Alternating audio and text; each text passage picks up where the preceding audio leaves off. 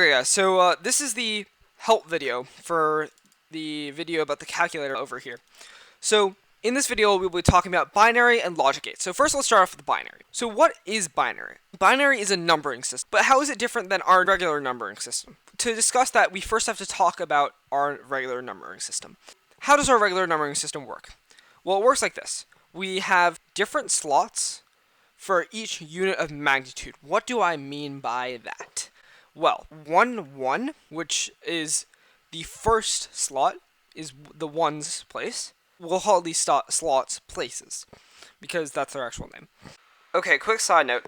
In the next bit, I say the word place a lot. What I mean by this is units in a place. So if I say there are 9 tens places, I mean there are 9 units in the tens place. The ones place, if you have one ones place, that's just ones place. And then you can have 0 ones place, 1 ones place, 2 ones place, and so on and so forth, up to 9. Then we don't actually have, you can't have 10 ones places. That's not how we write numbers. I mean, in theory, yes, you can, if you use a different numbering system.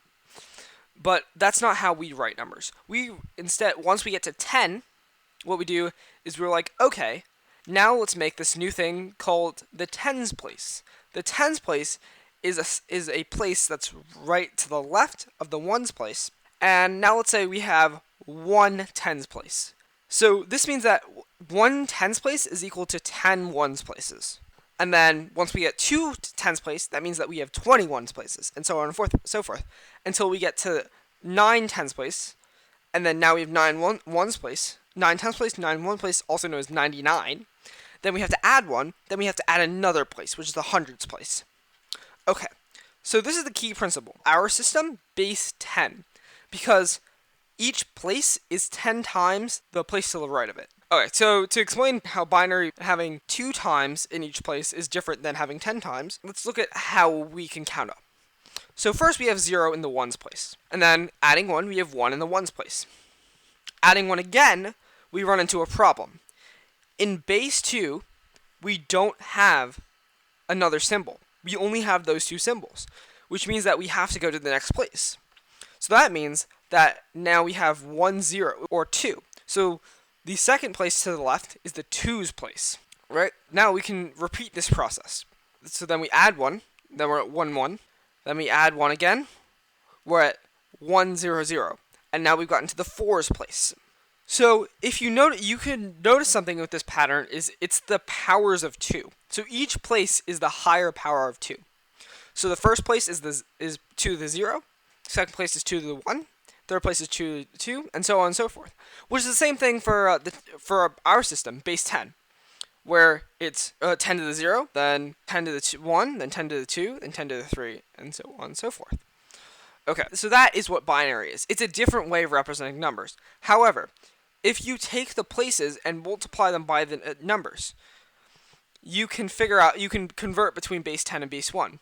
So let's say we have in binary the number 1, 1, 1.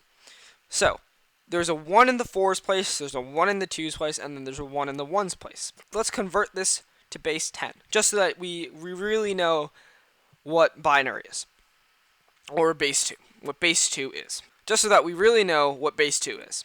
1, 1, 1. So first let's take a look at the 4's place. So the 4's place is the first 1. So we have 1 in the 4's place, and 1 times 4 equals 4. So now we have 4. Okay, now let's add the next place. So the 2's place. We have 1 in the 2's place, so 2 times 1 is 2. And let's add that 2 to the 4. So now we have 6. Now let's go to the 1's place. The 1's place, we have 1. So 1 times 1 is 1, and now let's add that to our 6, and now we have 7. So 1, 1, 1 written in binary is 7 written in base 10. Okay, hopefully you have a better grasp on what binary is now. If you're still a bit confused, then you can go down in the description and I'll link a video for extra clarification. Okay, now let's get on with what logic gates are. Okay, a logic gate is a system that takes 1 or 2 inputs and outputs an output based on that input. So first, let's define what input is and what an output is. An input is just a signal that you send into the system. So this right here is an input, because I can turn it on or turn it off. So me turning this on is sending that signal into the system. or the logic gate. This over here is an output, because this is outputted by the system, or whenever I put inputs into it. Okay, so now that we know what inputs and outputs are, let's actually discuss the actual gates, the logic gates. These come in many different types. Okay, so there are basically two that we're using, but I'm also going to show you this one over here because it's the most simple. Okay, so this is going to be our first gate that we're going to talk about. It's called the NOT gate. The NOT gate takes a input and then outputs the opposite of that input.